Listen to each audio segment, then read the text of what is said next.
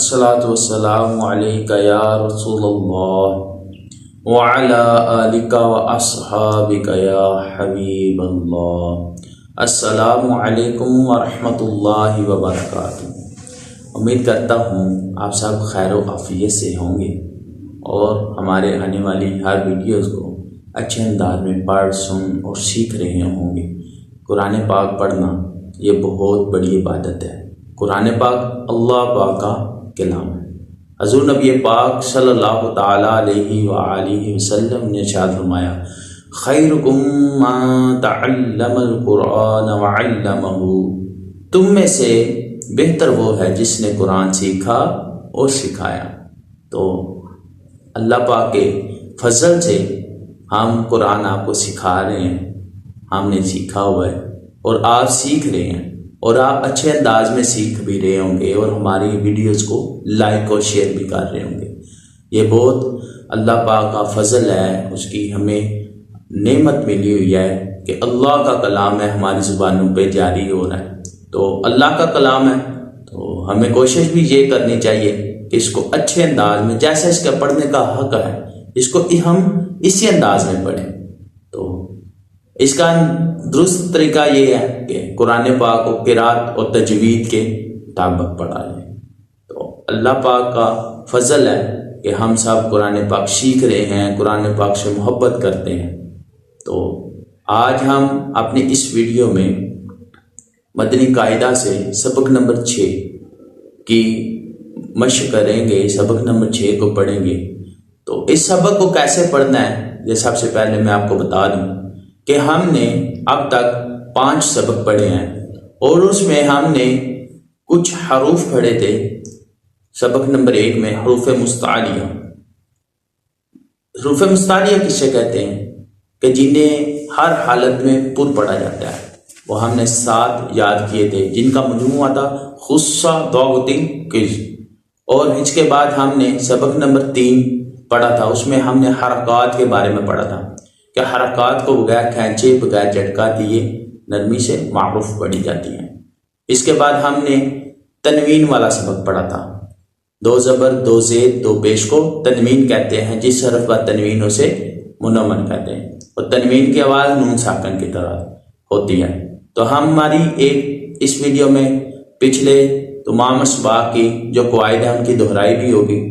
یہ سبق نمبر 6 میں ہم نے انہی باتوں کا لحاظ رکھنا ہے کہ حرکات کو کیسے پڑھتے ہیں، تنوین کو کیسے پڑھتے ہیں اور حروف مستعلیہ کو ہمیشہ پر پڑھتے ہیں۔ تو اس بات کا خاص خیال رکھتے ہوئے اس سبق کو پڑھنا ہے۔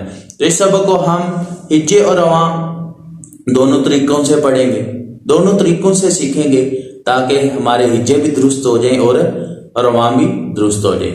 اور لحاظ کس چیز کا رکھنا ہے؟ حروف مستعلیہ کا بالخصوص لحاظ رکھنا ہے۔ اس کے علاوہ حرکات، کہ حرکات کو کیسے پڑھتے ہیں ہم نے بتایا کہ بغیر کھینچے بغیر جھٹکا دیے نرمی سے معروف پڑھی جاتی ہیں، اور تنوین ان کی آواز نون ساکن کی طرف ہوتی ہے۔ تو ان 3 قواعد کے مطابق یہ تختی لکھی ہوئی ہے اور ان تینوں کی ہماری اس تختی کے اندر مشق ہے۔ تو آئیے ہم سبق کا آغاز کرتے ہیں اور اچھے انداز میں اس کو بھی پڑھنے کی کوشش کرتے ہیں۔ آپ بھی اس کی مشق کیجئے گا، خوب کیجئے گا۔ بہت اہم ہمارا سبق ہے کیونکہ اس میں 3 تختیاں، 3 قواعد جو ہیں وہ ملے جلے ہیں، آپس میں آئے ہیں، تو ان کو ہم نے اچھے انداز میں پڑھنے کی کوشش کرنی ہے تاکہ ہر قاعدہ دوسرے سے مختلف دکھائی دے۔ آئیے پڑھتے ہیں۔ بسم اللہ الرحمن الرحیم۔ نون زبر نا، زا زبر زا، نازا، لام زبر لا، نازا لا۔ تو آپ اس بات کی طرف دھیان کریں کہ جب ہجے کرتے ہیں تو جب 2 الفاظ 2 حروف کے ہجے ہو جاتے ہیں تو پھر دونوں حروف کو ملا کے پڑھتے ہیں، یعنی رواں پڑھتے ہیں۔ پھر تیسرے حرف کے ہجے کریں گے، یہ نہیں ہے نون زبر نا، زا زبر زا، لام زبر لا، نازا۔ تو یہ ہجے کرنے کا درست طریقہ نہیں ہے۔ جب مرکبات کی طرف چلے جاتے ہیں اور ہجے کرتے ہیں تو ہجے یہ ہے کہ ساتھ ساتھ ہی اس کو رواں بھی پڑھتے جانا ہے۔ تو آئیے ہم پھر ایک دفعہ یہ اسی الفاظ کے ہم درست ہجے آپ کو بتاتے ہیں، تو آپ نے درست ہی الفاظ کے ہجے کرنے.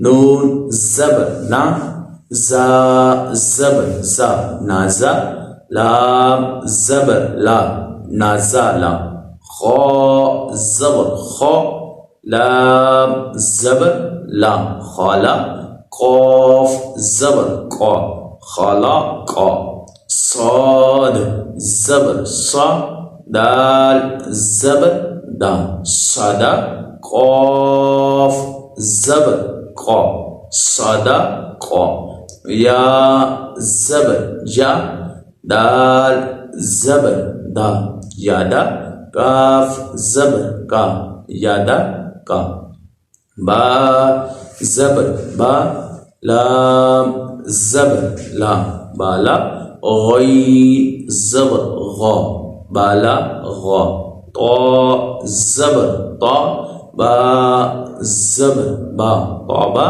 عین زبر ع طابا ع، یعنی کہ پہلے ہجے کرنے ہیں اور آخر پہ اس کو رواں پڑھنا ہے. تو اسی طرح اس کو پڑھتے رہنا ہے. با جیم زبر جا، عین زبر ع جا، لام زبر لا جا لا، فا زبر فا، عین زبر ع فع، لام زبر لا فع لا، نون زبر نا، ضا زبر ضا ناوا، را زبر را ناوا را، ذال زبر ذا، کاف زبر کا ذاکا، را زبر را ذاکا را. تو آئیے یہ دو حروف ہم نے پڑھے ہیں، ناوا ذاکا را. جس میں ایک کامن جو غلطی ہے اور آگے بھی ایک دو لفظ ہیں، تو اس میں ہم آپ کو بتا دیتے ہیں کہ نون زبر نا، وا زبر وا. تو پہلے بھی ہم نے یہ غلطی کی طرف آپ کی توجہ دلائی تھی کہ غا جو ہے اس میں سیٹی کی آواز نہیں ہے، اس زبر میں سیٹی کی آواز ہے، اور غا جو ہے یہ پر بھی ہے، حروف مستعلیہ میں سے ہے. تو آپ نے اس کو اچھے انداز میں پڑھنے کی کوشش کرنی ہے، اور جو حروف سیٹی کے بغیر ہوتے ہیں وہ سیٹی کے بغیر رواں کرتے ہوئے اور ہجے کرتے ہوئے اس زبر میں سیٹی کی آواز آنی چاہیے. اسی طرح ذال زبر ذا، ذال زبر ذا یہ لفظ غلط ہے، اور غا زبر غا، غا زبر غا، تو یہ لفظ بھی غلط ہے.